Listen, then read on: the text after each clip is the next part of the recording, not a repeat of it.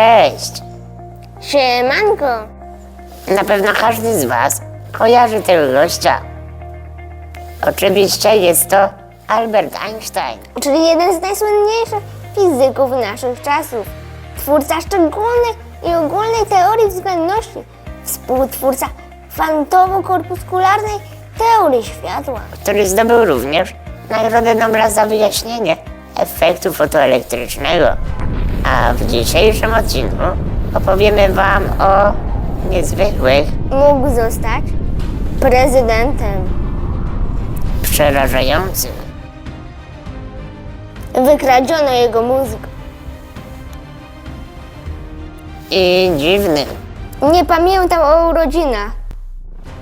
Ciekawostka o Einsteinie, o których na 100% nie słyszeliście. To zaczynamy.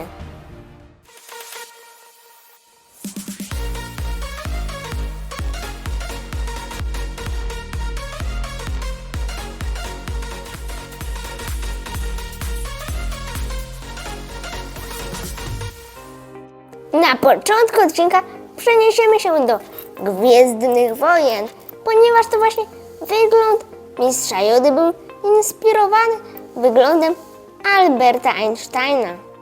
Stuart Freeborn, wykonując lalkę Jody, stwierdził jednak, że doda mu kilka cech wyglądu Einsteina, by zrobić z Jody poważniejszą postać. A wiecie może, że Einstein był dżentelmenem?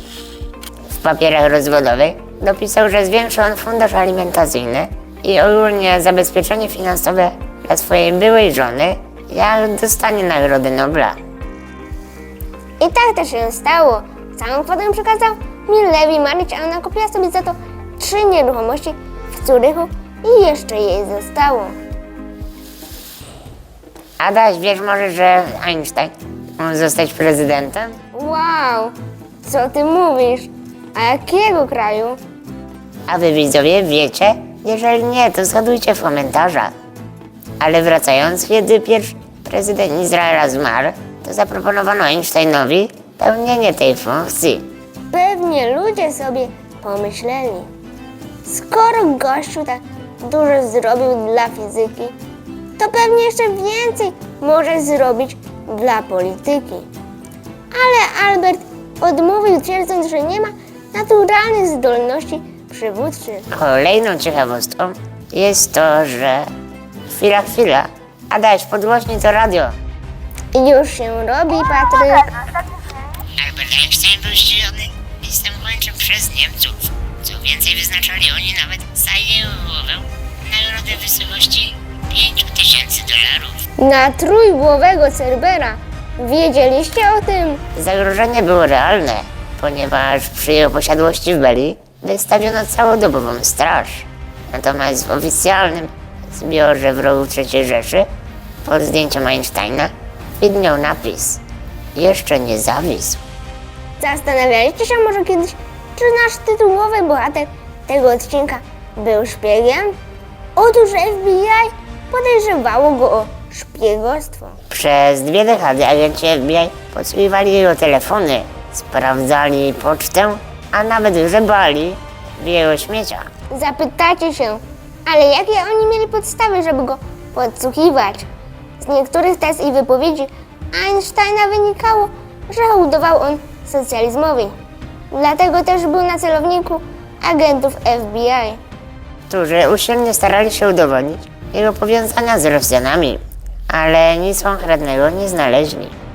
Wiecie może, że zaangażowanie Einsteina w rozwój broni jądrowej jest często błędnie interpretowane.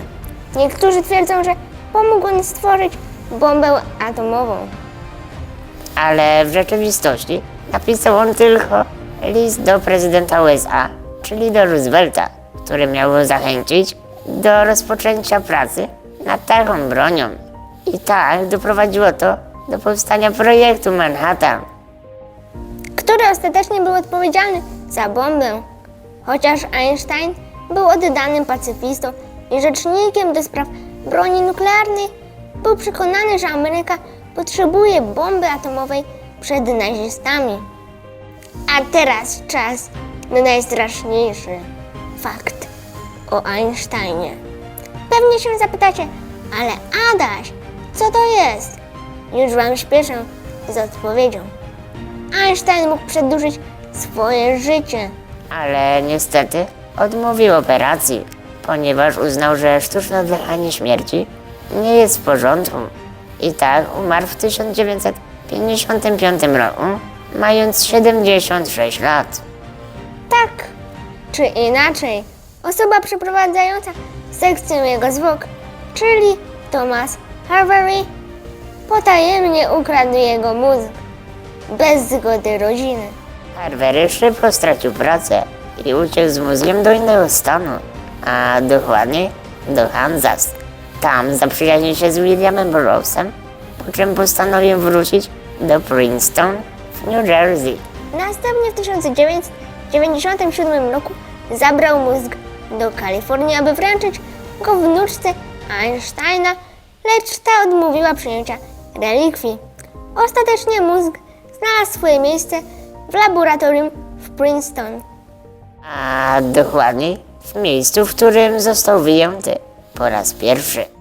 Einstein znany był ze swojej przerażającej pamięci, a raczej jej braku. Pewnie zastanawiacie się, dlaczego Adaś tak powiedział, ponieważ Albert zapominał nawet o urodzinach. Spodziewaliście się tego po najmądrzejszym facecie? Bo ja nie. Do swojej żony napisał kiedyś: moje spóźnione, serdeczne gratulacje z okazji urodzin, które wczoraj obchodziłaś, a o których po raz kolejny zapomniałem. Cóż, Albert, my o twoich 14 marca pamiętaliśmy. A jeżeli spodobał wam się ten odcinek, to zostawiajcie łapki w górę i Z subskrypcję. dzwoneczkiem, żeby nie przegapić kolejnych takich filmików. To do zobaczenia w następnym odcinku. Cześć, trzymajcie się. Pa, pa!